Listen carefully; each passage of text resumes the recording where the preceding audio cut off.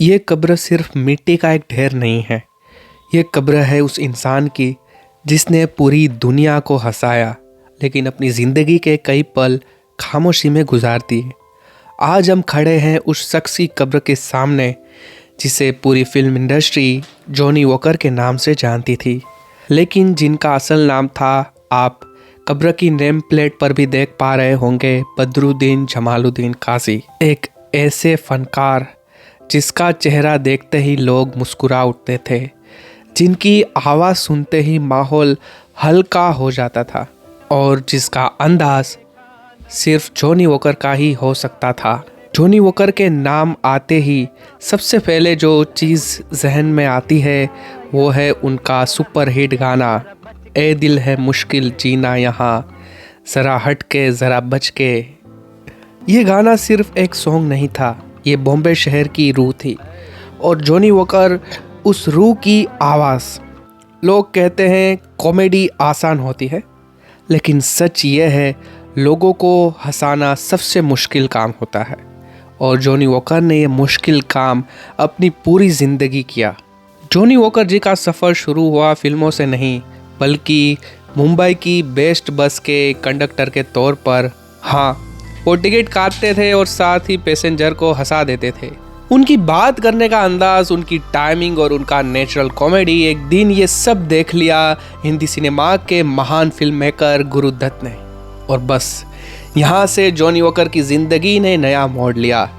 गुरुदत्त और Johnny walker एक यादगार जोड़ी। जॉनी वॉकर और गुरुदत्त ये सिर्फ एक्टर डायरेक्टर नहीं थे, ये एक दूसरों की रूह को समझने वाले दोस्त थे। प्यासा, कागज़ के फूल, CID, मिस्टर एंड मिसिस 55, इन फिल्मों में जॉनी वॉकर ने जो कॉमेडी की वो आज भी स्कूल है, आज भी मिसाल है। उनकी कॉमेडी लाउड नहीं होती थी, वो आंखों से बोलते थे, बॉडी लैंग्वेज से हंसाते थे और डायलॉग कम, एक्सप्रेशन ज़्यादा होता था। लेकिन भाई, हर हंसने वाले चेहरे के पीछे एक कहानी होती है। जॉनी वॉकर जी के साथ भी ऐसा ही था।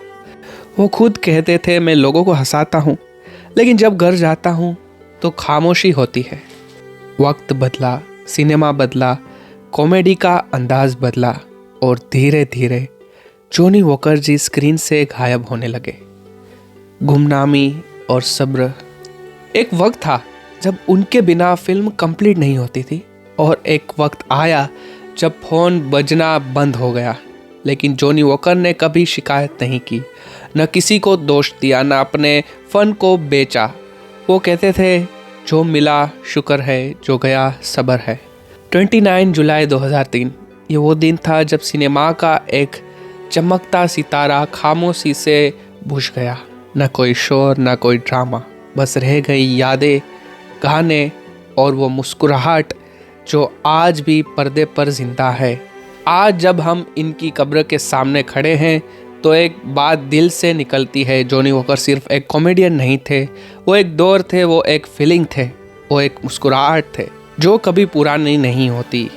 जॉनी वॉकर जैसे लोग जीना आसान बना देते हैं।